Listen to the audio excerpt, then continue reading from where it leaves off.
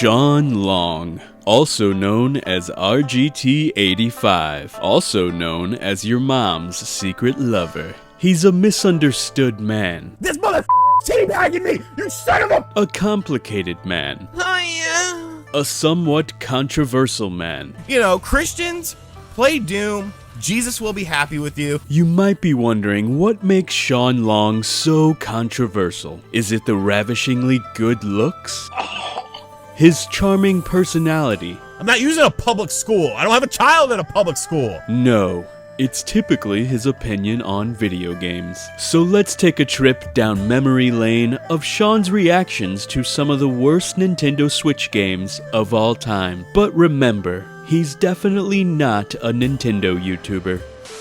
WWE 2K18 for the Nintendo Switch has been getting terrible scores and terrible reviews from YouTubers. Okay, YouTubers don't know anything about wrestling video games. They do not bleed wrestling. They did not grow up watching wrestling and watch hundreds and hundreds and hundreds of hours of wrestling and study the sport and study the games that come from this sport like I have. I am the authority on wrestling games, not these other clowns. Let's see who's been talking negatively about WWE 2K18 for the Nintendo Switch, shall we? Ah, look, it's the trio of usual suspects, the three people who always make Switch videos because they love making Switch videos. First up, Exhibit A, Wood Hawker. Wood thinks that because he has long hair like HBK, that he is HBK. Look, Wood, you're not the Heartbreak Kid. You never broke my heart. I mean, except that one time. But that's besides the point. You're not HBK, because if you are HBK, I'm Triple H, I'm the King of Kings, and your opinion is invalid when it comes to wrestling games. Next, we have Bubba Ray Dudley's younger brother, Spawn Wave Media. Here comes Spawn Wave talking about wrestling games. Look, buddy, all because you look like Bubba Ray Dudley does not mean you are Bubba Ray Dudley. You've never been through a table. You've never put anyone through a table before. Your opinion is invalid, Spawn Wave Dudley. And the final suspect, the messy video game nerd himself, 8-Bit Eric. All because this dude looks exactly like Joey Spector, lives in the same town as Joey Spector, thinks he is professional wrestler Joey Spector. Guess what, buddy? I don't think you are Joey Spector. I think you have a twin brother who wrestles and you just like to, go off his fame from wrestling. You're not Joey Spector. You know nothing about wrestling. These three clowns have just been saying, this is the worst game. This game is so bad. Look, people, 2K has done this sort of stuff before. With NBA 2K18 on the Nintendo Switch, they didn't show any footage of it hardly right up until the release date. And what ended up happening? It was a fantastic game. Still one of my favorite third-party games on the Nintendo Switch. So I am sure this is all a massive overreaction and WWE 2K18 is a solid wrestling game. Right? One of the first things I like to do in a WWE game is create a wrestler. I love creating the old school ECW wrestlers. That was my favorite time in wrestling history, and I just love creating them and playing them in these games. So I decided to boot up Create a Wrestler and check out the Create a Wrestler mode and create one of my favorite wrestlers of all time, Stevie Richards. So we're gonna get into the Create a Wrestler mode first because I wanna see how good it is. I wanna see how good of a character I can make because I think I'm pretty creative and I'm pretty good. And one of the nice things about the Switch version is I could take it wherever I go. So I could sit back here, relax on the couch, and watch some television while I create my wrestler. All right, just put this here. Oh yeah, that looks good. Yep. Looking good. Oh, this is like spot on, dude. Like I am so good at this. It's crazy how good I am at Create a Wrestler. Menu navigation's a little difficult, but that's okay, that's a minor thing, I'm sure. A little bit of slowdown and loading, but whatever. And perfect. Now that is a good looking Stevie Richards character. Hey, RGT85. Hey, Sean. Hey, Sean, it's Stevie Richards. Oh my God, it's Stevie Richards, the king of swing, Stevie Night Heat, ECW original, WWE wrestler, WCW wrestler, TNA wrestler. The man's wrestled all over the world. One of the greatest wrestlers of all time. Stevie, what are you doing here, dude? I'm making a Create a Wrestler of you right now. It looks so good too. It looks so lifelike. It's like you're in WWE 2K18. Well, I just wanted to talk to you real quick about this Create a Wrestler character you made for me in WWE 2K18 on the Nintendo Switch. How do I put this? It sucks. Okay, I mean, that's a little harsh. a little harsh, but you know, I think it's a good groundwork. I think there's a lot to work on, maybe a little, but I think, you know, it's like a 9.7 out of 10 right now. I can get it up to a 10, but I think it's like a 9.7. I mean, come on, Sean. This doesn't capture the essence of ECW's Dancing Stevie Richards, or the leader of the Blue World Order, Big Stevie Cool, or even, without the ponytail, the leader of the Right to Censor, Steven Richards. I mean, let's not forget, I mean, it has so many gimmicks. All Stevie, all night, nothing but heat, Stevie Night Heat, even that. This doesn't measure up to any of that. I mean, there's a little Big Stevie Cool in there. Like, you know, it's got the shirt. I made that shirt. I had to make that shirt from scratch, dude. Like, there's not like a normal just midriff shirt. It has like holes in it, and there's no cut off jeans. Like, I don't understand why there's no cut off jeans, but there's no cut off jeans. So I kind of had to make these shorts that sort of look like, you know, the cut off jeans. But you know, it's not bad. I mean, you know, like, it's okay. No, I mean, it's cool, Sean. I mean, at least the game's good, right? Right? Oh, come on, Stevie. I know you're a lifelong gamer. I know you've played these games. You love the Fire Pro games. You understand that the WWE games are pretty solid, and I'm sure this game is very solid. I'm sure this game is a lot of fun. It has to be, right? Right?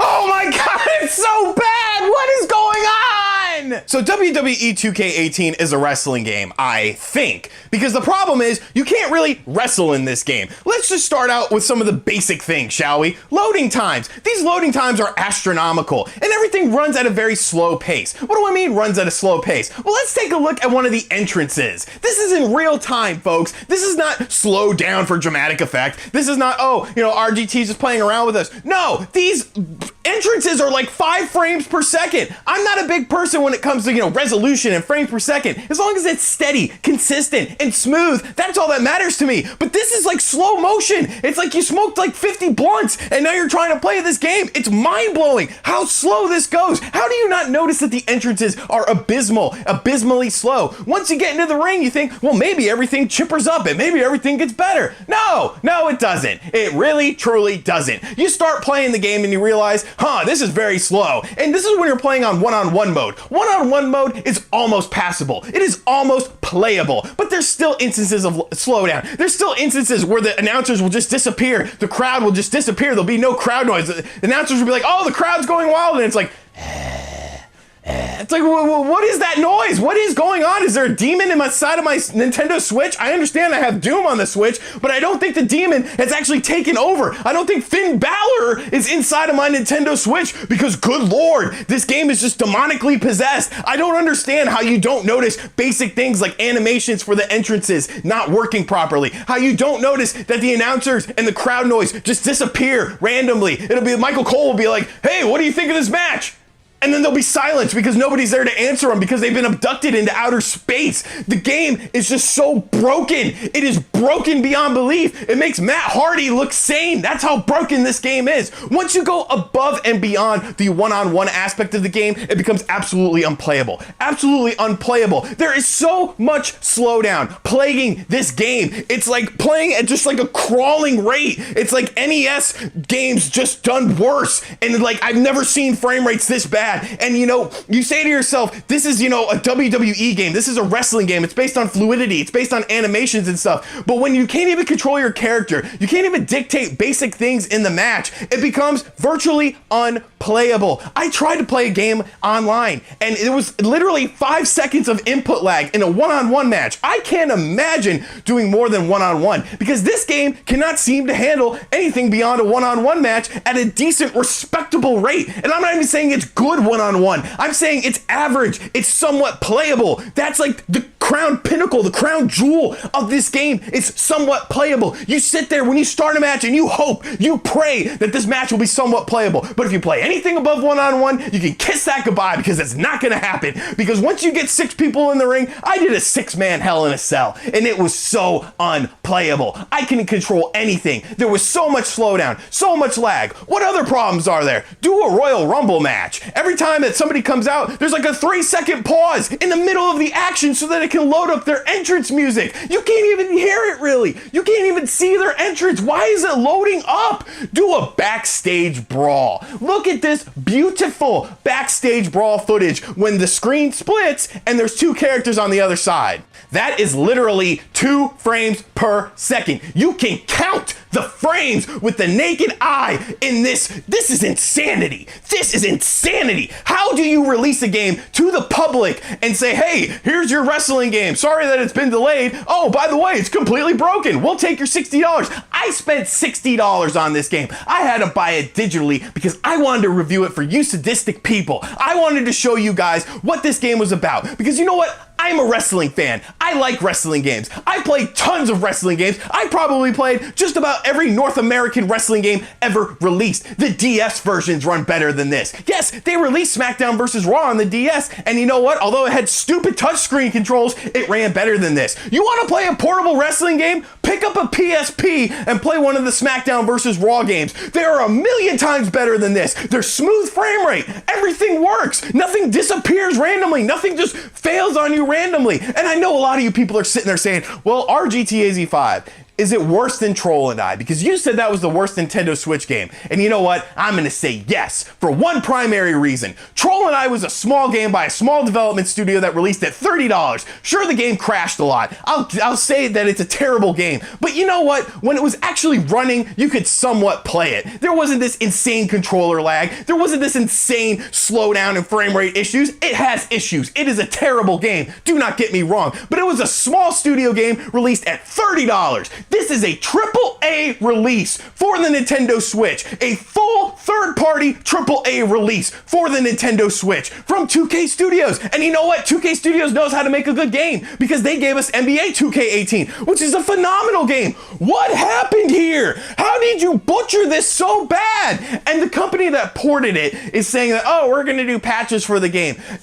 You can't patch this. This is beyond patchable. This is beyond playable. This is beyond enjoyable. This is the worst game on the Nintendo Switch. This is the worst game of 2018. This may be one of the worst games of all time. I might even put it up there with Virtual Highlight, which is my worst game of all time, because I would rather get attacked by a man-eating tree than play this WWE nonsense that you can't even play. You can't even enjoy a basic single match in this game because of the brokenness of it, because nothing works properly, because the frame rate is terrible, because this game was optimized poorly, and it's a disgrace that this game was released. And 2K, you should be ashamed of yourselves. You should be ashamed that this game released for the Switch.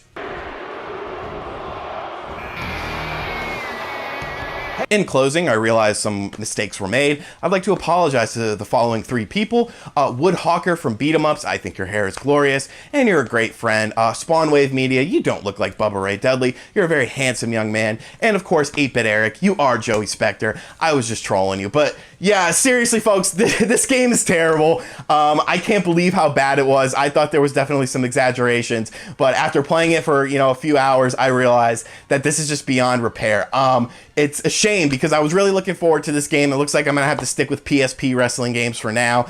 Maybe a patch can fix some of these issues, but it's just so bad. Like I don't think it could be fixed. I don't think it could be saved. I'd like to give a huge, massive thank you to the King of Swing, Stevie Richards, for guest appearing in this video. It is an absolute honor to have him on the channel. I'm a big fan of his from the ECW days, even when he was in WCW and WWE, of course. I'm a big fan of his. Is a great guy, super cool guy. We've been talking for the past couple weeks. He has a channel on YouTube called Stevie Richards. I will have a link to it in the description. He does video game stuff, weight loss stuff, bodybuilding stuff, all sorts of stuff. Make sure you guys go sub him, check him out, let him know that I sent you over there because, like I said, he's an amazing dude, a super cool dude, and a dude I'm glad to call a friend. Thank you for checking out this video. Moral of the story, stay away from WWE 2K18. It is as bad as everyone has been saying it is. So if you watch my upcoming Nintendo Switch games for the month of January video, which you better have, you would know that one of the games I was looking forward to was Empire of Sin, for a variety of reasons. It's a Mafia-style game. You can see by the lovely title screen here. It takes place in a 1920s Chicago Prohibition hit area, and you're basically trying to become a main kingpin and take over the area, flood the area with booze and brothels and things like that. And of course, this game was being done by Romero Games, which is John Romero's brand brand new studio, and this is his brand new studio's first game. Now, if you're younger, you might not know much about John Romero, but John Romero was a very influential person in the 90s because he sort of transcended video games. He was like the first video game rock star. He sort of shedded that negative stigma about like nerds and stuff like that with like his long flowing hair, his love of metal music. Of course, him and the team over at id Software created Doom, and he became a very popular person. He ended up leaving id Software. He started his own studio. He made Daikatana, and that didn't go super well. But over the years, he's kind of gotten quiet, and this is one of his first brand new games in quite a while. So I was looking forward to it, and it sucks, man. It sucks. So let's take a look at it. One thing worth noting is the load times in this game are atrocious when you're first getting into it. This will literally take 2 minutes. I value your time. I'm not going to make you sit 2 minutes, so like the video for me simply valuing your time. All right, so here we are on the mean, bustling streets of Chicago in the 1920s. And essentially what Empire of Sin is, you choose a character. Each character has its own strengths and weaknesses, but you basically choose a main character, which is my guy in the little hat here. You acquire other people to join your gang, and you basically try to take over different areas of Chicago. You can see here we're going to zoom out, and this is just one of the areas. This is Chinatown. There's different areas that you go into. I've been playing this game for a few hours, so I've got a good grip of how it works. It just doesn't work all that good. The beige buildings are the buildings that our gang owns, or are either gangs that we can take or buildings that we can take over. We have the purple buildings, which are Reagan's cult, and we have the North Side mob in the green buildings. Essentially what you want to do is you want to become a huge mob boss. So we've got a couple rackets going on. Basically what you do is you take over different buildings, you turn them into hotels, brothels, things like that, so people can get, you know, loose women and breweries and things. And basically that's what you do in the game. There's the gameplay aspect of it as well, where you actually do the combat and whatnot, which is very XCOM like. We'll take a look at that in just a minute, but here's the game in all its glory. And, you know, it's not great. You know, there's hiccups in the performance. The crazy thing is, this is like post-patch. Like, there was a sizable patch that I had to download when I got this game, and like, this is supposed to be like the better version of it. So I can't imagine just how rough this game was on day one. Now, it is a $40 game, so you can't really hold it like super accountable like a $60 game, but come on, man, like, look at, where's the frames of animation here? Like, what's going on? It's not a very pleasant looking game. It's not a great running, great performing game. Now, there is this whole menu system here that I want to bring up I hit the wrong button. I'm always hitting the wrong button. We don't want to fight random people in the streets. All right, so there's this whole menu system here. With the different buildings you take over, you are obviously having to do different things with these buildings. So looking at our Empire overview here, we can, you know, look at the neighborhood, we can see the different buildings that we own, and we could do different things with the buildings. You can adjust things like prices. You can adjust things like if it's a brewery, you can adjust what sort of quality of alcohol you have, how many people you have guarding the area. I like that, but the problem is you have to do it for every single building. You can't just sort of have a general mindset. So like a conservative mindset where you want drink prices to be, you know, cheap, or you want to be an aggressive person and have a lot of guards at a certain area. There's no way to just do a blanket sort of thing. You have to have it done individually. And some people will like that, but for me, as someone who's not, you know, super into these types of games usually, who's more of a casual player of XCOM style games, it's very overwhelming. Just the amount of menus in general are very overwhelming. You of course have different menus for different things. We have the alcohol info, we have the finance info, we have what sort of alcohol is being brewed and how the alcohol is. We can adjust different things. It's just like, holy crap, isn't there a more simplified thing you can do with this to make it, you know, a little bit easier for people who aren't really diehard fans of these styles of games? But alas, they didn't. So let's go to our first area here. We are doing the Beer Baron mission. Homer Simpson with his little Beer Baron hat, and we have to meet Frank at the brewery. Oh, there's a new people here in town. What are you doing in my neighborhood? Says Cruella de Vil. Get out of here. I ain't got time for you. So Chinatown is now bustling. I'm going to take some credit for that. One thing that is nice about the game is you can completely zoom out and then just send people to the area you want to go to. So we're meeting Frank at the brewery, so we could just do this, and you can see that our little people are moving across the screen here. And now we're going to go to the brewery to do our main mission. Why can't I go in? Like, here's the thing about this game. Like, so many things are confusing. Usually when you're at this icon, you can just simply go into the building. But obviously they're not letting us go into this building. Let's talk to Frank. So, like, here's what I'm talking about. I still cannot get into this building, right? But I could simply walk over to this building over here that has an icon. And there's a little door icon. I simply walk up to it. And now I'm inside the building. So why can't I go into this building? It's the brewery I'm supposed to take over. Like, I'm just going to shoot some people in here so you guys can sort of see the gameplay and how it works. I don't even think there's, like, any guards in here. Oh, there's a guard over here. Maybe? I like, feel bad. Like, who are these people? These seem like decent... All right, so here's a guard. So we're going to take out this guard over here. And you can see how the gameplay works as far as, you know, the shooting mechanics and things like that. Yeah, I don't give a shit. Just kill this guy. And you can see, you know, there's action points. You're taking cover. You're doing things like that. And it's very XCOM style. You can heal your characters. You can, you know, choose your different characters have different guns and things like that. Pretty basic stuff, but, you know, you can do quite a few things with it, which is nice. You know, let's take Grover here.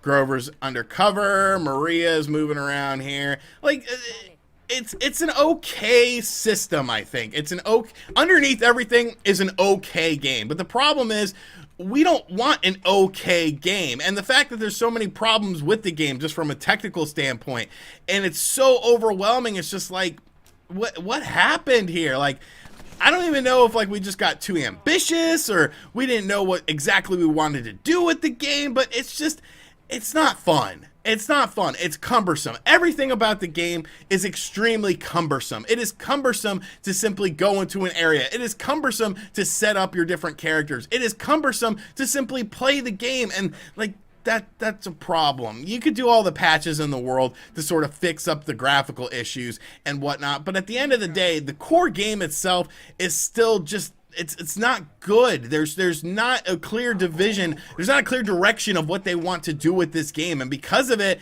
don't buy this game, man. Like, there are so many better games in this sort of style. You can even get games on the eShop for very, very cheap that are constantly on sale, that are strategy games in this sort of style. The fact that this is a $40 game, this should have been at most a $20 game, and maybe I would have been a bit less mean towards it, but, you know, the graphics suck. The performance of the game sucks. The convoluted menu system sucks. The fact that you can't just streamline things and make it for, you know, a bit of a less hardcore experience sucks. And I get that some people will absolutely love how meticulous you can be, but if the game itself isn't fun, then you're not going to sit there and want to play the game to get to that point of where the meticulousness becomes fun, the repetition becomes fun. And because of that, I'm just super disappointed with this game, man. Like, has John Romero just, you know, lost his touch? Like, obviously this game was sort of rushed out. There was a huge patch, like I said, on day one. You can look at review scores for the game, and it wasn't very good. Like, I don't think anyone really sort of enjoyed this game, but don't waste your money on this. Like I said, there are so many good games on the Nintendo Switch eShop that are in this style. You could pick up XCOM, you could pick up, you know, Mario and Rabbids and stuff like that. Phantom Doctrine is a game in this style, but, you know, Empire of Sin, it's gonna burn in hell for its sins, because it's not a good game, man. It's not a good game. So let me know in the comments section down below if you ended up picking up this game, and if you did, maybe you enjoyed it a bit more than me, but I can't recommend this game to anyone. I highly suggest you stay away from it, and I'm just, you know, trying to save you guys some money. So hope you guys enjoyed this video. You know, this is pretty much just me ragging on this game for a while. God, why is the control just so finicky? Well, at least we killed that person. In my time, I've played a lot of bad video games. Games like Superman 64, Virtual Hydlide, which I think is the worst game of all time. I actually made a list of the 10 worst video games of all time, in my opinion. So I've been around the block. I've seen bad video games, I've seen great video games, and everything in between. And recently a game came out, you know, not really recently, a couple months ago, a game came out called Troll and I for a variety of platforms, the PS4, the Xbox One, and PC. And it got some pretty bad reviews, anything from like a 1 to a 4. And people were saying, oh, you know, the game's not good, blah, blah, blah, blah, blah. Well, I actually thought it looked kind of interesting, to say the very least. You know, I liked the concept of the game. I liked what it, you know, brought to the table. So I was still interested in it. And the Nintendo Switch version wasn't scheduled to come out until August. So I thought to myself, you know, this is probably a good thing for the game. I'm sure they've done some big patches with the game to fix some of these issues that people have been talking about. So maybe the Switch version will actually be the good version. And it was only $30. So I spent $30 and bought Troll and I. The premise of Troll and I is a pretty simple one. You play as a young boy named Otto, and in the first 15 minutes of the game, I kind of liked it. I actually posted on Twitter, I said, been playing it a little bit, don't hate it yet, Troll and I, hashtag Troll and I, and people were pretty surprised by that. But the first 15 minutes were actually pretty fun. It wasn't a great experience or anything. You're basically thrust into this open environment and you have to learn the crafting tools and the crafting system in the game. So crafting is a big way to, you know, play the game. Basically, you have to do crafting in order to keep your character up to snuff. You craft different weapons and things like that. So it was interesting to see, you know, using your environment to make better weapons, things like different clubs, different spears and whatnot. I liked it. You did a little bit of boar hunting as well and, you know, got down with the game's mechanics. As I'm playing the game, I noticed it doesn't look terrible, but it doesn't look good. Like, it definitely looks sort of like a very early Xbox 360 title, maybe even an HD original Xbox title, but for a, you know, glorified indie game, essentially, that this is what this is, for $30, I'm not expecting the world. You know, the 3D engine looked decent enough. You could tell what was what. The lighting was a bit flickery in a lot of areas, but it looked okay, and I wasn't really going into this game with high expectations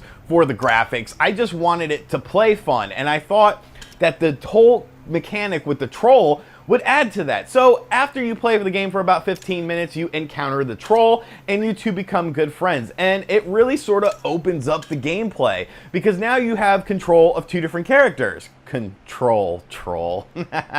So you have control of two different characters and you can work together, and you know, there's puzzle solving and whatnot, and I was into it. I wouldn't say it was a great experience. I wouldn't say it was a good experience. It was pretty average, but I was engaged for the most part. You know, the story was progressing along a little bit. There were some interesting things where the troll is being tracked by a very rich man. Your mother was caught in a forest fire and now you don't know if she's escaped or whatnot. You sort of felt a bond between the troll and Otto, and I liked that. I liked where it was going.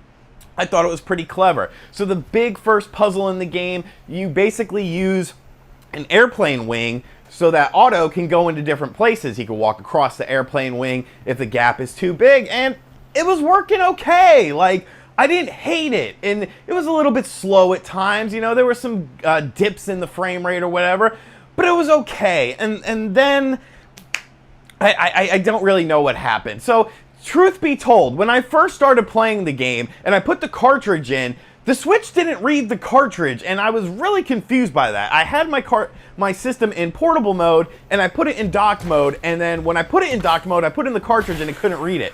So I thought maybe to myself, you know, maybe something happened when I had it in portable mode, even though I had it in a case. But it took me literally 5 times to take the cartridge out and put it back in. Take the cartridge out and put it back in. And I thought that was really weird, but I don't know. I didn't think it was foreshadowing. But clearly it was foreshadowing, because I got to a point in the game, probably about an hour and a half in, where I started noticing really weird things. And you don't really notice it when the game first starts, because it seems like as you progress throughout the game more and more weird shit happens. So for instance, I'm playing as the troll, and all of a sudden I hear and I'm like, what the hell is that noise? So like, I'm looking outside, I'm like, is that a car horn or something? And then I realize it's coming from the TV, and I'm like, all right. So I switch to the main character, Otto, and I hear and I'm like, what? So I noticed when I was moving, for some reason the sound effect was changed from, you know, a standard walking sound effect to if you're the troll, or if you're Otto. And I'm like, what the fuck is this? Like, this is completely out of left field. I've been playing the game for about an hour and a half before I encountered this. So I turned the game off, I turned the game on, and it still did it. And I couldn't figure out why. So I turned it off and turned it back on again, and then it stopped. So I was like, oh, okay. Okay, you know, whatever. It's a little buggy. There's patches nowadays. I will tweet the developer and let them know that there is a sound glitch that is really annoying and it really takes you out of the game. But no, it got worse. It got worse, and I didn't think it could get any worse. You know, the game froze up on me twice, and it was literally like, you know, frozen, like the screen froze, and I was like, ugh. All right, you know, there's some freezing issues here, and I couldn't really figure out what was causing it. But the worst thing about it, the absolute worst thing is, I'm sitting there playing it, and there's these different little sort of formations where the goblins and little bad guys come out of, and you can use the troll to throw a rock and make this, you know, portal close so that you can advance in peace. And I picked up a rock and I threw it at the portal, and then I got this screen. No. I am done. I am not 2 hours into this game, and I have experience where it doesn't want to read the cartridge, where I have to deal with these annoying sound effects for footsteps, like instead of, you know, a normal sound effect. The game is froze on me. There's been horrendous dips in the frame rate or whatever, and this, I can't even play the game. I don't understand. And the thing that pisses me off is, I know that there's bad video games out there. I know, you know, this game looks bad, this game's controls are bad, but at least you can play the game. You can play the game. And sometimes these bugs aren't found until much later on in the game. The fact that these bugs are prevalent 1 hour and 30 minutes into the game show me one thing. Nobody tested this piece of shit. They literally just sat there and were like, all right, so the PlayStation 4 version didn't do well, the Xbox One version didn't do well, and the PC version didn't do well. But we're delayed the Switch version until August. Should we take some time to polish up the game and maybe fix some of these bugs? Nah, fam, don't even play it. Just release it. Well, don't you want to make sure it runs well on the Switch? Nah, fam, nah, just release it. Just release it. And literally, that's what they did. I was so pissed off when I got this screen of death. I was livid. Because in my mind, I'm like, you know, it's almost like they're trying to break my Switch between the system not reading the cartridges and this. Is my Switch gonna brick now? Like, oh my God. And the thing that pisses me off the most, even more so than the game not functioning properly, is this. I understand the vision of the game. I think at its very core, strip away all of the nonsense, strip away all the glitches, strip away all the stupidity. It could have been a decent game. If they would have polished up the frame rate, if they would have made sure there was no huge game-breaking glitches that just thwart you in your progress, it would have been a decent game. Not a good game, not a great game, but, you know, a solid 4, a solid 5, something that, you know, if I spent $30 on it, I wouldn't hate myself the next morning. But no, they couldn't take the time. They did not take the time to just go through and test the game to make sure things are working. And from what I've seen on Twitter, I have actually had a more positive experience than a lot of people with this. It's just disgusting. It is disgusting that this game was released to the public in the form that it is in. This was $30, okay? It's not a whole lot of money. I use a lot of my YouTube money to buy games to review for you guys because I feel that, you know, it's giving back to the channel. You guys watch me for my opinions, so the least I could do is put my money back into games like this. And I wanted to love this game. No, I wanted to like this game. I knew I wouldn't love this game from looking at other reviews, but I wanted to at least like it. But now, I'm at the point where I just want to shove this pine cone up my ass than rather play that again, because I feel like this wouldn't be as painful. Oh my God, it hurts so bad, I'm bleeding! But it's still better than Troll and I. And there you have it. There's Troll and I. Don't buy it. If you find it for $5 or less, okay. You know, maybe pick it up to complete your Nintendo Switch collection. Other than that, these people don't deserve any money. If you're not going to take the time to bug test your game in the most basic way possible that anyone would be able to find these bugs, then you don't deserve any money. So I don't even know who made this game. I know Maximum Games published this game. Maximum Games, you suck. You're on my shit list now, and I'll be watching you. Jesus versus Santa. Jesus Christ versus Santa Claus. Jesus Cristo versus Kris Kringle. I mean, what more can I really say about this game? I've played a lot of weird games on the Nintendo Switch already. Of course, we took a look at the Electric Lovejoy games, which were, you know, very, very strange. We, of course, took a look at Senran Kagura, which was like Booby Player 64. But honestly, those games, I can understand why those things are existing and why those things are somewhat popular. You know, people are into Japanese anime and things like that, so it's not a huge deal. But this game, Fight of Gods, has to be the weirdest Nintendo Switch game I've ever played, and I probably ever will play, because judging by the screen here that you're looking at, you can see you play as Jesus Christ. Jesus Christ you play as in this game. So it's definitely a bit out there in terms of a fighting game. Now, of course, there's been weird fighting games. You know, I played Clay Fighters, I played Balls 3D back on the Super Nintendo, so I'm kind of used to strange fighting games. There's always some sort of weird elements in fighting games that sort of make it, you know, comedic relief. But this game is just, it's just wow. Like, I want to play as Jesus in a competitive scene. I want Fight of Gods to be at EVO now, because I feel like it needs to be. I feel like the world needs to see Fight of Gods. So in case you're wondering what this game is, you basically fight with different gods in this game, but it's not really just limited to gods, because if you look at the character roster, there's actually characters that aren't considered gods in here, but more of just mythical creatures, or even just basically prophets and things like that. So you have arcade mode, you have versus mode, you have a training mode, and the biography mode. Now, the biography mode I actually like, because I was able to learn about some of these gods and some of these characters that I wasn't too familiar with. So you can see that you have a fighting roster here of characters. You have Jesus, you have Anubis, you have Moses. Moses wasn't a god, he was, you know, a prophet, but you know, the parting of the Red Sea, the staff that turned into a snake and all that. But yeah, you know, that's cool. You have Sif. Oh, okay, Sif. I'm not familiar with you, but you know, not bad, not bad. You have Athenia, you have Zeus, you have Mazu, you have, I'm not gonna try to say that because you're just gonna make fun of me. You have good old Saint Nick, you have Freya, you have Guangong, you have Buddha, and you have Odin. So, you know, a pretty stacked roster of characters. There's a lot of good characters in here. And like I said, this is a biography section, so you can learn about the Savior Jesus, the central figure of Christianity. He is regarded by most Christians as the Son of God who died for the sins of his people, who was resurrected after the crucifixion. So he's not really a god, because God is kind of God, and you know, God's son is Jesus, but you know, whatever, we'll take a little bit of liberties. Here's Santa. Here's good old Saint Nick. Hailing from, look at this biography! Like, the God of Christmas. I don't think anyone has ever called Santa Claus the God of Christmas, but maybe we need to start calling him the God of Christmas. But yes, you can actually learn about some of the characters in this game and some of the, you know, so that's kind of cool in my opinion, because like I said, I don't know who Sif is, the goddess of the fertility of the earth. So you learn some things about that, you know, that's cool. And, you know, Sif isn't that bad on the eyes. I wonder where she got that tattoo on her leg, though, because I can't imagine that when she was, you know, fertilizing the earth, essentially, that there was many tattoo artists available.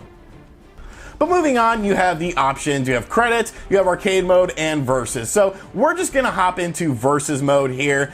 You can do player versus player, player versus computer, or computer versus computer if you wanna watch these gods battle it out, because I don't know why you would wanna do that. There is no online play in this game, and that is kind of disappointing. Yes, this game is a cheap game, it's only $13. I did purchase it because of morbid curiosity, and you know what, I'm glad I did. I'm glad I did, because I was able to make this video for you guys. So let's just do a 2-round or a 3-round difficulty normal battle here, and you can see some of the guys. So you see the character models here, you know, pretty much the same that we saw within the biography section. But let's go ahead and pit Jesus, and you could choose different colors. You actually unlock different colors by playing the arcade mode. I don't really care to do that. Versus Santa, because we really need to decipher who is the king of Christmas. Is it Jesus, or is it jolly old Saint Nicholas? Because it's, you know, it's a big battle that's been going on. We got Black Santa, we got White Santa. You know, Santa's having a good time here, and that's what this game is all about, having a good time and having fun. There's a bunch of different stages,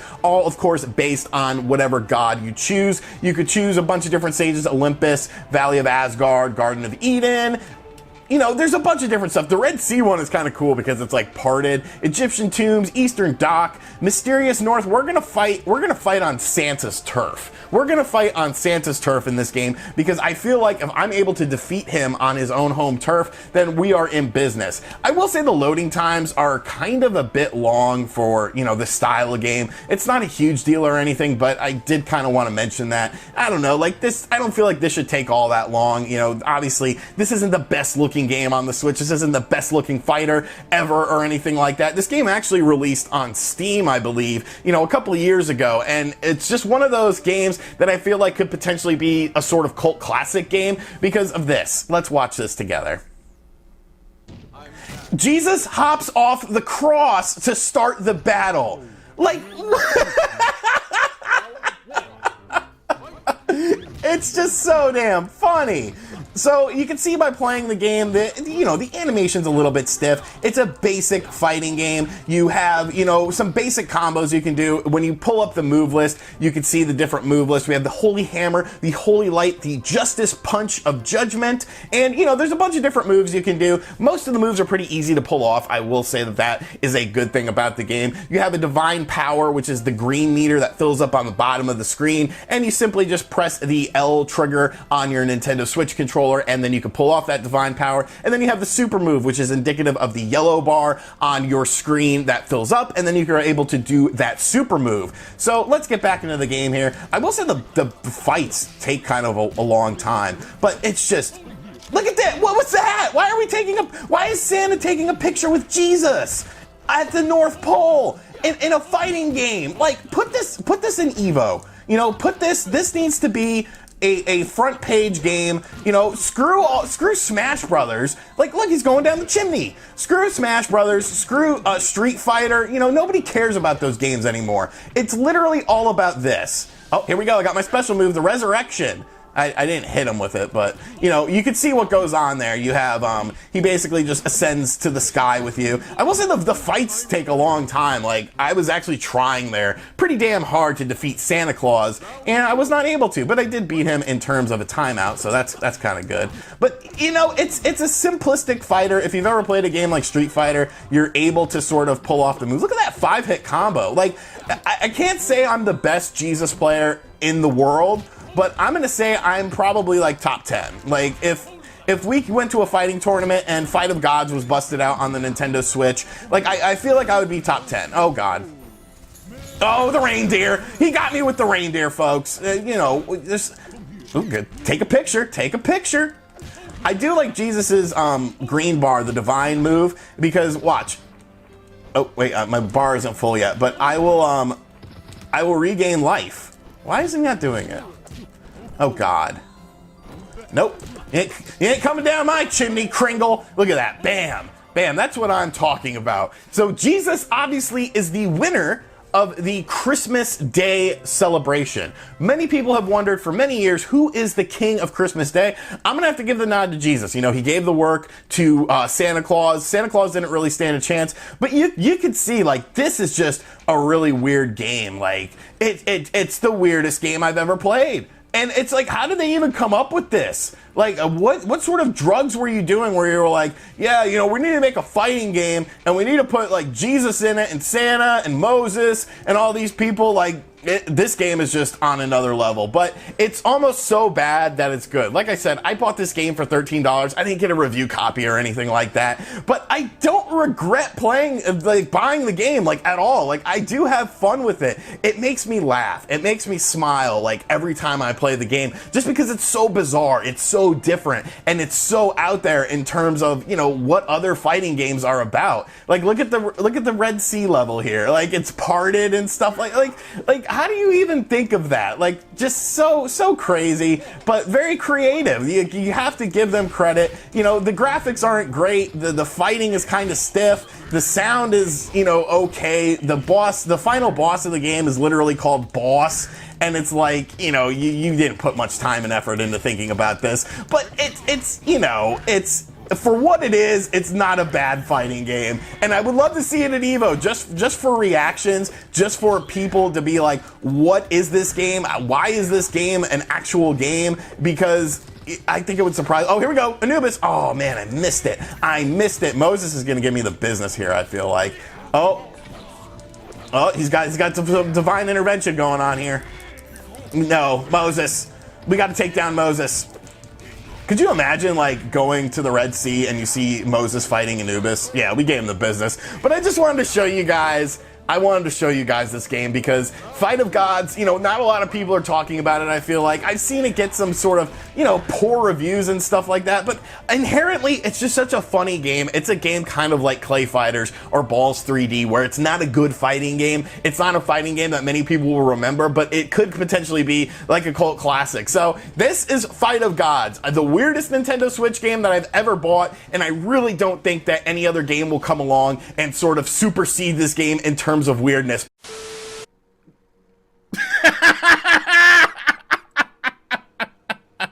So there's a lot of bad games on the Nintendo Switch eShop. Let's be realistic. You got games like Troll and I, WWE 2K18, just absolutely terrible games that nobody really wants to play. But sometimes I like to find games that I feel are just so bad that they're almost good. Morbid curiosity gets the best of me, and I end up buying a game and I'm just like, what is this? Like, who literally thought this was a good idea? And this game that we're playing today is definitely one of those games. Lawnmower Game, Next Generation. I mean, haven't you always wanted to use a lawnmower and cut grass because cutting grass is fun? Now, I have some experience with games in this genre. I reviewed a farming simulator way back in the day, and I could sort of understand why maybe people liked it or something like that. It obviously wasn't a game for me, but it worked well. There were some interesting things going on into this. But with Lawnmower Game, Next Generation, you don't really get that. And I don't like picking on smaller companies,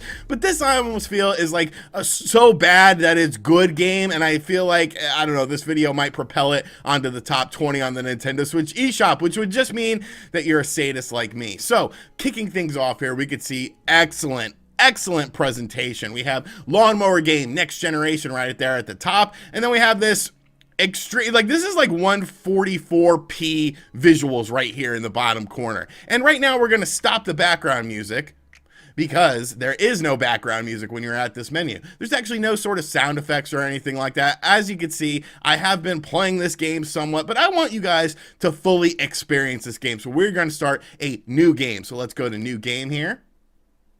All right, now we're in. Now we are in. We can get our controls and see what's going on here because, this is a beautiful looking menu. And here we go, boys and girls. Here we go. We are lawnmowering in the Next Generation. Now, I'm not too familiar with the lore of these games as far as, what the previous generation brought to the table. But this game, you can clearly see that they are doing big things here. We are this random, generic man with a mustache who's, I mean, very creepy looking. He has no sort of emotion on his face. For some reason, there's a plane wreck going on here as well, and there's fire, and our farm is in peril. We need to save the farm. No, we just need to cut the grass. We just need to cut the grass. There was a war here because we have a tank. Like, oh my goodness. I sometimes wonder the thought process going into these games. Like, you know what? We need a game where you ride on lawnmowers and basically you're just trying to get points. You can see that this is all clearly just assets from, whatever. This is an Unreal Engine game and they're just generic assets that they use. You travel your distance, you get your points, you got to make sure your fuel is high. I wish I could get off of the thing to sort of go in here and see what's going on. What's going on in this house? Is this my house? Is this the farmhouse? Is this where all the fun things are inside? You don't know. You don't know. And that's the mystery of Lawnmower Game Next Generation. And you see here, you can get different lawnmowers. Pulling up the menu here, basically by your distance, you can unlock more lawnmowers. And like, that's something I feel, the kids are going to absolutely love. Like, there's reason to keep going around in this barren. Why is there? Okay. Let's see here. So there's a train track. So let's see where the train track goes to. So where is this train going? This train is literally going nowhere. Is this my personal train to go from one area to another? And, I don't like picking on small companies and small games, but this is just Why? Why? Let's get a little gas here, and maybe, you know, we're in 5th gear, we're going kilometers, and get some air on this? No. Why is there grass growing on a ramp? Is that even possible? If there's any scientists in the comment section, please let me know, because like I said, you know, I'm not huge into the world of science. I'm not huge. What war was this? What war happened here? Let's go to this area. I haven't really fully explored this area in my playtime with Lawnmower Game The Next Generation. We have a big gas tank here, and there's weird stuff going on around about it. We almost didn't make it up there, but hey, we made it. And we are traveling some serious distance right now. Now, here's a very fun thing that obviously the kids are going to love with the scary mustache man. You know, he doesn't show much emotion when he's doing his job, but I kind of respect that. You know, you are here to cut grass. You're not here to entertain people. No, we're not getting up in there. No, sir. No, sirree. And this is literally the game, by the way. This is what you do. But these little things right here, they could lead to some fun and chaos. So let's build up our maximum speed here. We're gonna go and we're gonna ram right into this and bah! Yeah, this is cool. Bah! Oh, got a little slow down there. Things are getting a bit hectic. Things are getting but what? Why? Why did that happen? Oh, it's raining. Are you serious? I can't go under this bridge? Swamp grass area. Oh, this is serious over here. Wait just a damn minute. Whoa, okay. So we're getting pretty deep into the bayou here. Maybe there'll be some gators in the bayou. Jesus Christ. I am the Jesus of lawnmowers. Water? No. Who cares about water? Who cares about swamps? I will take my John Deere and I will ride over this. And I will ride to the promised land, and I can do anything because I am Strange Mustache Man. It's so bad it's good. I'm going to go ahead and say it. It's so bad it's good. It's bizarre. This huge open world. Oh God, let me go. Let me go into the snow. Let me do it, please. Please. The secret snow area. This is exclusive. You will only get the secret snow area here on the channel RGT85 because I'm a man of the people and I care about the people. I want to show you everything that this amazing game has to offer. What's going on around this corner? Oh, come on. Yes. Climb up Sunshine Mountain, heavenly breezes blow. Climb up Sunshine Mountain. Am I stuck? Let's see if we can get some sick air off this crash chopper. What is with this sombering music? Like, I just lost a loved one to a lawnmower, and now I'm on a quest to find them or something. Like, all right, so now we've unlocked a new mower. Got the orange mower. Oh, this thing's even slower than the other one. Come on, kick it into gear, buddy. Why is it so tall? When did I become a giant? I'm literally like Andre the Giant here. Well, it's the big show. And this thing goes the exact same speed as the other one. So what's the benefit here? Can I cover? Maybe I can cover more ground.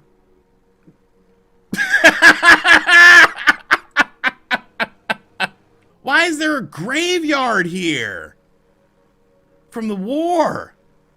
My auntie and my pappy. We lost them. A space area. Let's go, boys. We are going to the moon now. It's like drugs made this. This video game was made by drugs. Literally just drugs. People did a bunch of drugs and they were like, we're going to make a video game and it's going to be about riding a lawnmower, and then you're going to be in like a space area and a snow area, and there's not going to be anything fun in those areas. We're going to put a graveyard in there, the train tracks that go to nowhere. Like this is bizarre. Willoughby. Next stop, Willoughby. So this, my friends, this is lawnmower game, the next generation. Obviously, it's in the Game of the Year contender award already. You know, we're only in March, but you got to put this up there with some of the best games that we've seen so far this year. Just a captivating story about war and famine in an area where you are the last person alive, but you've become Jesus because you can put your lawnmower on water and not have to worry about things. The mysterious train to Willoughby. Where will it end? Where will it go? You don't know. Nobody knows. It's a $5 game, and if you are a sadist like me, you might actually enjoy it somewhat, because you know what? I had a little bit of fun with it. Yes, it is literally one of the worst games I've ever played, but that's not necessarily a bad thing sometimes. So let me know in the comments section down below if you plan on picking up Lawnmower Game, the next generation for your Nintendo Switch, which is available now. And as always, guys, thank you for checking out this video. I can't stop cutting this damn grass. Just, you know what to do. Subscribe if you're new, like the video, leave me a nice comment, preferably, not a mean one. I'm going to see my family now in the graveyard. God bless. The Nintendo Switch has been a very successful system, and with success comes a lot of games. A lot of different game companies want to put their games on systems, and we've seen a bunch of great Nintendo Switch games, whether we're talking about games like Super Mario Odyssey, whether we're talking about games like The Legend of Zelda Breath of the Wild, or Doom. There's been a lot of great, fantastic games available on the Nintendo Switch. But on the flip side, there's also been a lot of bad games for the Nintendo Switch, and for some reason, I seem to enjoy covering them. Maybe I'm just a glutton for punishment or something. But take a look at a game like Troll and I. This game was just absolutely terrible. I thought the mechanics sounded interesting, but it was just really, really bad. WWE 2K18, arguably the worst retail release for the Nintendo Switch. It didn't even really work half the time, but you know, it was a game and it was wrestling and I wanted to have it, and I was just extremely disappointed. And then of course there's the eShop side of things. The eShop just seems to be the wild, wild west all of a sudden. Everyone's just putting out crap on the eShop, whether it's good, whether it's bad. No one seems to care anymore. Remember the Electric Love series? You couldn't even play these games if you did not understand Japanese, but they came out on the North American eShop. So there's obviously no sort of quality control. But my buddy 8-Bit Eric likes to play a lot of Switch games on live stream. He basically gets a lot of indie codes in and he plays these games on his live stream. And I was watching his live stream one night and a game popped up. And this game, I don't know. I don't know why. It really shouldn't have made me mad. And I don't even know why I'm making this video, but the game made me mad. The game made me very angry because it was like literally the worst game I've ever seen in my life. And I know there's going to be a lot of people that are questioning my thought process on this, but I feel like I have some good answers. The name of the game is called Little Shopping. And obviously this is not a game designed for me, but they obviously sent Eric a review copy, so they're open to criticism and reception with this game. So today we're going to talk about Little Shopping on the Nintendo Switch, because this game, it's the worst thing I've ever seen in my life. So before we take a look at Little Shopping, the actual game, I want to show you guys the eShop listing for it. This game is $1.49, and I purchased it myself because I wasn't going to ask for a review copy for $1.49. What is the point of that? But I want to look over this listing with you guys and just read over some of the things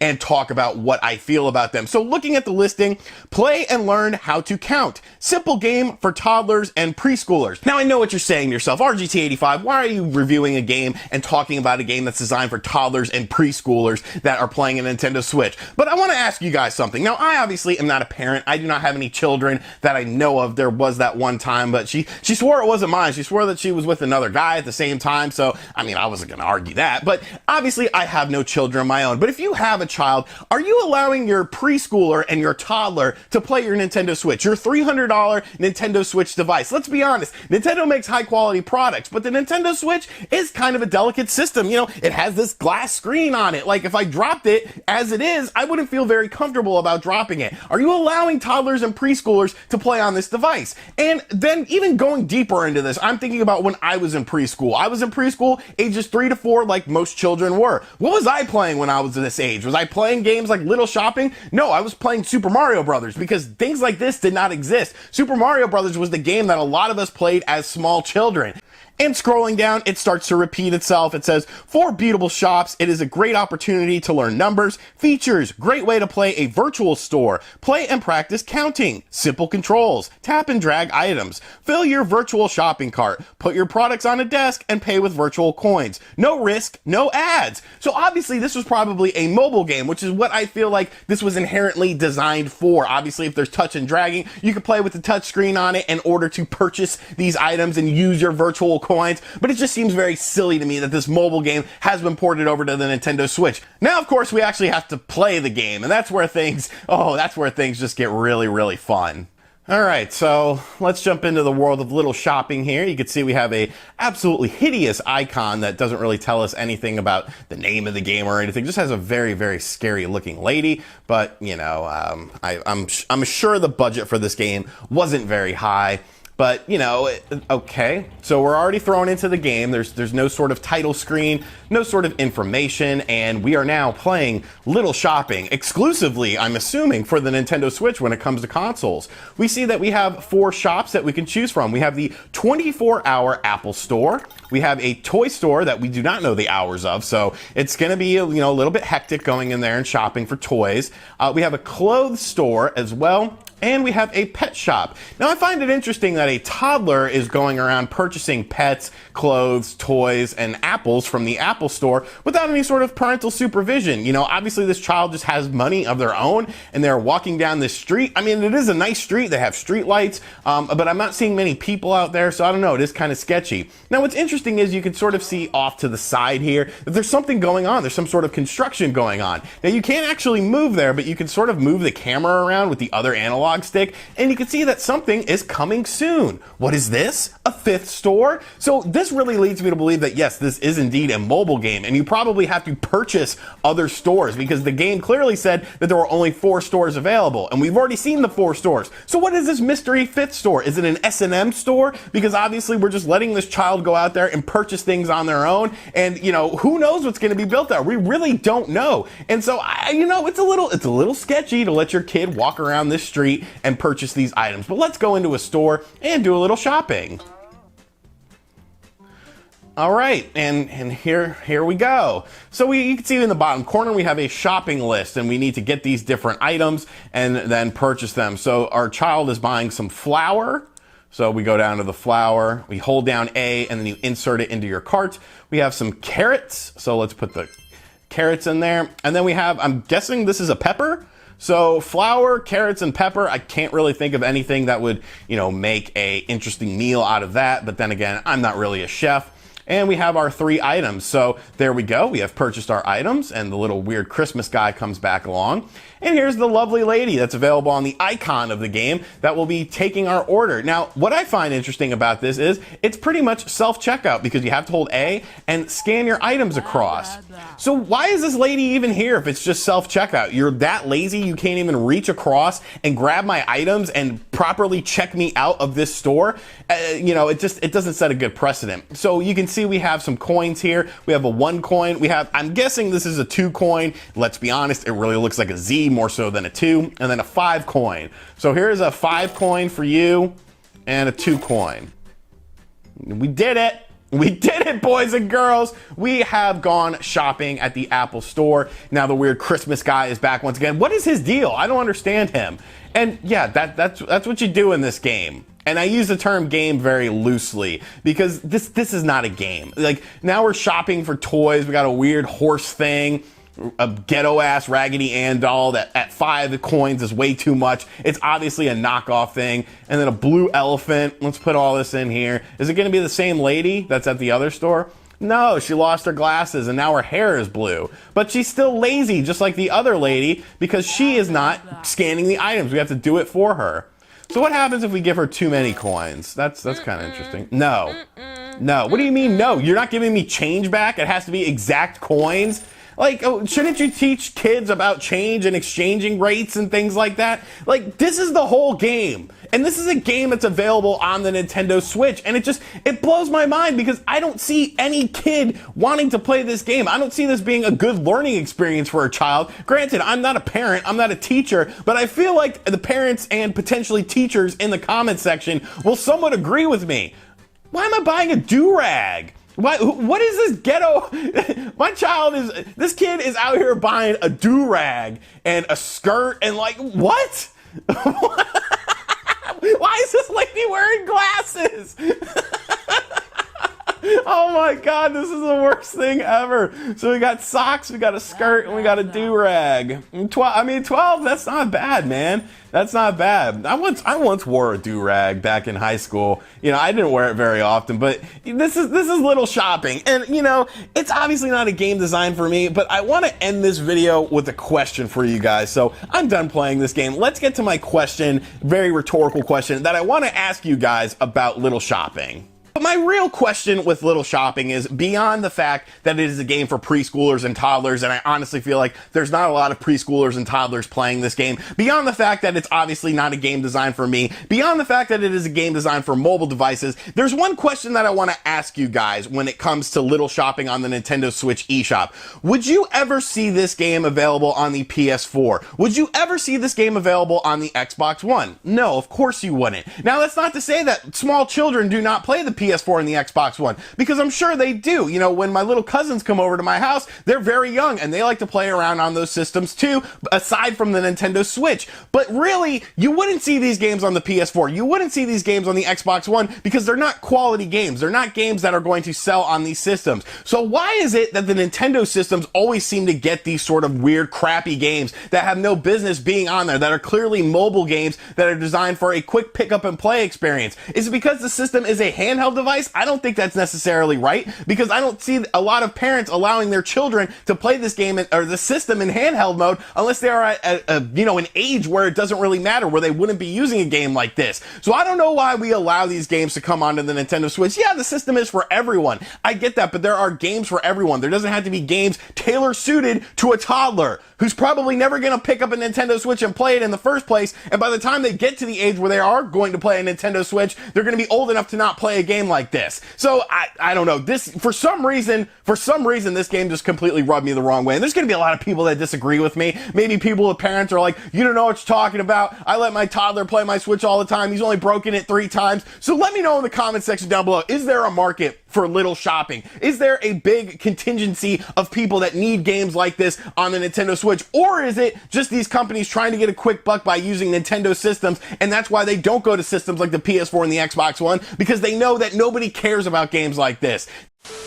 Now, I usually don't make videos like this, but I feel like this is an interesting enough situation to where I want to talk about it, because I kind of understand the sentiment that the individual is going through by getting threatening emails and things of that nature, obviously sort of dating back to my Metroid Dread situation. I'm not here to talk about that. I've talked about it enough. I'm honestly tired of talking about it. Nothing else has happened with it. There are videos on the channel if you want to get caught up to speed with that. But the one thing about that was Nintendo just wanted me to take that video down because they didn't like that I got an early copy. It wasn't about the content in the video itself. It wasn't about the review itself, even though I was very positive.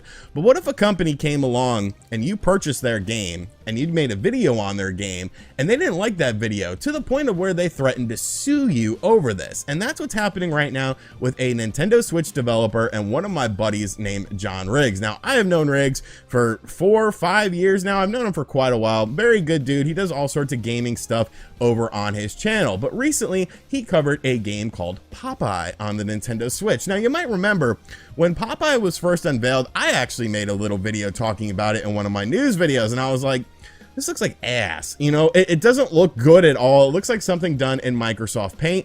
And I wasn't necessarily willing to buy that game because I just thought it's going to be a waste of $13. Well, Riggs is obviously a Popeye fan, and he purchased the game and he made a video on this game. And because of that video, the developer, Sabek, actually reached out to him and threatened to sue him over slander. So this is a very interesting topic, because there's a lot of things going on with it, and it's something that I want to explore in this video, and once again kind of give you a glimpse behind the scenes when it comes to reviewing games, because I feel like there's a lot of misconceptions out there about what you can and can't do when you are reviewing a game. So if this is your first time on the channel, be sure to hit that subscribe button, like, share the video, all that crap. Make sure you check out the description box. I have links to Riggs's video and channel in the description box down below. But let's just get into this topic because there's a lot of stuff I want to cover. So like I said, John Riggs purchased Popeye. He actually got it off the Japanese eShop because he wanted to get the game early. He played the game. He made a review of the game. Now, the thumbnail for his review said "do not buy" on it, and he had this glorious, beautiful face on it because in his opinion, he did not think Popeye on the Nintendo Switch was worth buying. He also titled the video that was the worst Nintendo Switch game. Once again, that's a subjective thing. You know, some people like things that other people don't like. I mean, I like games like Sonic. I don't think Sonic Forces is the worst Sonic game, yet you see constantly people making videos talking about how Sonic Forces is the worst game. And I don't even necessarily agree with everything Riggs says. Riggs enjoys the Intellivision Amico. The Amico is not for me, but that's the whole beauty of life, is that people have different opinions, and all because one person thinks one way doesn't necessarily think other people are going to go with this hive mind mentality, although the internet kind of has made this hive mind mentality. But he made this video. It did very well on his channel. And then the company Sabec actually reached out to him via email and threatened to sue him. Now, I talked to him before he made this follow-up video that he made today on his channel. He actually asked me for advice on what to do. And obviously, you know, my line of thinking with this was, you know, tell him to piss off. Like, you bought a game. You reviewed the game. You didn't like the game. You titled it the way you titled it. You made the thumbnail the way you made your thumbnail. Tough cookies. Like, there's nothing slanderous. And that was the term that they used, was slander, in their email. Now let's talk about reviewing a game in the first place, because like I said, I feel like there's a bunch of misconceptions when it comes to reviews, as far as what you can say, what you can't say, what you can do, what you can't do, blah, blah, blah. If you purchase a game, you could say and do whatever you want. That's just how it goes. You bought the game. You did not receive a review copy of a game. You can do whatever you want. You can show whatever you want. You can say whatever you want because you purchased this game. You gave the developer money and you were giving your critical opinion on this game. It's just like buying a CD, or Christ, I just dated myself there. It's like buying an album off of iTunes or a movie. You know, if you buy it and you don't like it, you're allowed to say, hey, I bought this. I didn't like it. It sucks. I would recommend that you don't buy it. And if you have a following and if you have, you know, sort of a history of reviewing stuff, people will sort of, you know, tend to agree with you or disagree with you. It's really not that big of a deal. Now, if you get a review copy of a game, once again, you can pretty much say whatever you want. You're not contractually obligated to be positive all because you got a review copy of a game. I've gotten tons of review copies of games, and I've never been overly positive just because I got the review copy, because at the end of the day, the developer gave me that copy because they wanted my opinion on the game. So I'm allowed to give that, and if they don't like it, you know, that's fine. You don't have to like and agree with everyone's opinions. Not everyone is going to like everything. Not everyone is going to dislike everything. And then there is the whole sort of thing with the sponsored videos. And that's a question I get a lot about how sponsored videos work. So the way a sponsored video works is they basically give you a list of things that they want you to talk about in their video. It's not necessarily a review per se. It's more of a showing of the game and letting the viewer sort of interpret whether or not they are interested in this game. Now, I am always upfront with companies and I'm like, yo, there's a big problem with the game, you know, I'm not going to do a sponsored video on it because I'm not going to lie to people. And if I do have minor problems with the game, I'm going to talk about it in the video. And 9.9 times out of 10, the companies don't care. Sometimes I have had companies say, hey, well, we're not going to do that. And I say, oh, hey, we're not going to do a sponsored video then. It's not a big deal. But I say all that to say, John Riggs purchased this game. He decided to talk about this game. And then this company, Sabec, comes along and threatens to sue him. So, you know what, Sabec? I purchased the game. I purchased the game this morning because I wanted to check it out. And you know what?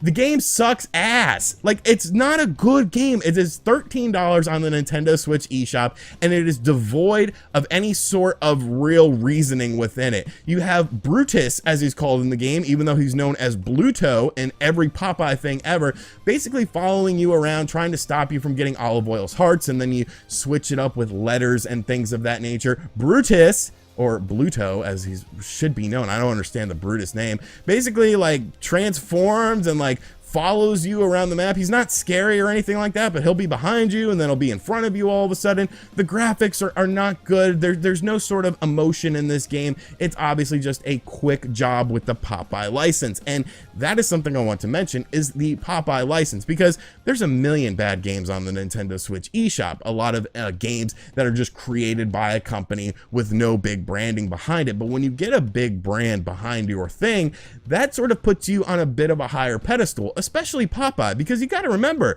Popeye used to be really good. Go play Popeye on the NES. Now, the kids probably don't know anything about this, but if you're an old man like me, you would know what Popeye on the NES was. Popeye in the Arcade. Popeye in the Arcade was a huge game. It was right up there with like Donkey Kong in terms of popularity. So when you take a popular IP from any time frame and then you put it into a modern setting, and that setting isn't good, people are obviously going to feel a bit burned by this. But like I said, this is all subjective. This is all John Riggs' opinion on this game. He bought the game, he did not like the game, he made a video on said game. But for a company to come along and say, we're gonna potentially sue you for slander, that should put up a lot of red flags, because let's look at the definition of slander to begin with. According to the Webster's Dictionary, the act of a crime of making a false spoken statement damaging to a person's reputation, or for a verb, making false and damaging statements about someone.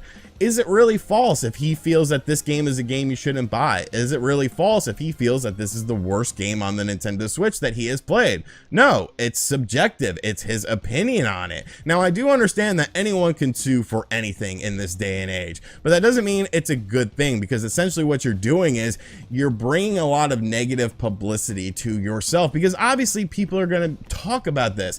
Because for all the games that I've poo-pooed on and, you know, taken a dump on, I've never had a company reach out to me and say, we don't like your video so much that we're going to sue you for slander and libel. If that was the case, then every video game would be a 10 out of 10, and we wouldn't be allowed to have opinions on it, and we wouldn't be allowed to talk about and voice our opinions in an open forum. But I thought to myself, well, who is Sabek? You know, obviously, if they're willing to throw around potential lawsuits, they obviously have to be a very big company with an excellent pedigree of games, right? Well, let's take a look at their pedigree of games. Oh my God. This is Sabek. This is Sabek. I know this company well. Let's look at some of their excellent titles available. Ultimate Spot the Difference, Slot, Bowling, Battleground, Darts, Tennis Go, Monkey Business, Pool. You notice how a lot of these just have one-word titles? Basketball, Air Hockey, Bomb, Chess, Piano. Oh, they did Piano for the Switch. Oh, they did Paint for the Switch. Oh, and Guitar, and Calculator. Calculator, the game that became a meme to where people were buying it because it was so pointless to be on the system, but they still bought it. Xylophone. Okay, so I know who this company is. They're essentially a company that probably takes asset flips. I said probably because I don't want you talking to me, because unlike John Riggs, I won't be quite as nice. But you know, this is a company that just makes cheap asset flip games according to what this is showing. A game like golf, you know, Paint, Chess, these little one-word titles. What's funny is there's a game on here called Zomb, and when I was researching Sabek for this video, I found out there's actually a glitch in Zomb on the PlayStation system, so where you cannot get the Platinum Trophy. There are multiple threads made about this on different internet forums, and a lot of people were sort of confused by this, and some people even said, well, I tried to reach out to them, but I wasn't able to get any sort of answer, and there's no real way to sort of easily contact this company to ask them for an update. So Sabek obviously doesn't want people saying bad things about their game, and you know what? I get that. No company wants anyone to say anything bad about them. But to come after an independent reviewer who purchased your game, gave his opinions on game, and then try to threaten him with slander is just absolutely ridiculous. There are people that slander me on YouTube every day of the week. You could see so many, but RGT sucks. RGT85 is the worst. I hate RGT85. He's a druggie. He's a crackhead. People say the worst things about me. Do I threaten to sue them for slander or libel? It's like, no, like, because I'm not a bully on this platform. Like, I try to help people. I try to be a nice person. I try to be a decent individual. And if some people don't like that, that's fine. I don't give two shits. But you can't bully people when you're in a position like this because you want to feel prominent. You want to feel important. You made Calculator. You made Xylophone. You're not in a position to bully anyone and threaten people with anything, when if you probably look deep enough, you could probably find some very interesting things about the games you created as far as the asset flips are concerned. So John Riggs, you know, I feel bad for the guy because he's such a nice and wholesome guy. And it's like, you know, if this was me, if they had hit me up, I would have been like a freaking demon on this situation. And that's what ends up happening. People end up talking about things like this because you threaten to sue someone for slander, because you made a crappy game and you didn't like that people said it was crappy. But it was okay to say that with Calculator, and everyone made the memes about it and everyone joked about it because of the fact that it was selling at $10 a game, because that game came out on the Switch for $10, and it's ridiculous. Like, if we get to a point where you're not allowed to say anything is good or bad because of the fact that, you know, there's going to be slander stuff attached to it and stuff, they'd be turning into YouTube, taking away the dislike button. Nobody cares. No individual cares about a video if it gets a bunch of dislikes. They care if people watch. As long as people are watching, like, that's good enough. You could dislike bomb the hell out of my videos. I don't care. I just want you to watch to hear my opinions. It's almost like the companies, you know, the big companies. Maybe the politicians are the ones who didn't like the dislike button. It's almost like the companies making the video games are the ones who don't want you to talk negative about their game because it could impact their bottom line. But at the end of the day, just make a good game. Then, you know, just make a good game. So those are my thoughts on this whole situation. Like I said at the start of the video, go show Rick some love. He has some videos up on his channel. He has the original Popeye video that he made. He has the follow-up video on it. Make sure you go throw him a subscription, tell him I sent you. But give me your thoughts on this in the comments section down below. Obviously, everyone is going to have an opinion on this. Even people who have never written a review or done a review of anything will have an opinion on this. And that's cool. Everyone's allowed to have an opinion on everything, in my opinion. Just some people's opinions might hold a little bit more weight if they understand how this works. And as always, guys, thank you for checking out this video. If you are new to the channel, be sure to hit that subscribe button, like and share the video, because we can't stand for things like this. We can't allow companies to try to bully people and say, you can't say anything bad about my game. I made Popeye! I made Popeye on the Switch, for Christ's sakes! And as always, I'll catch you guys on the next video. Later.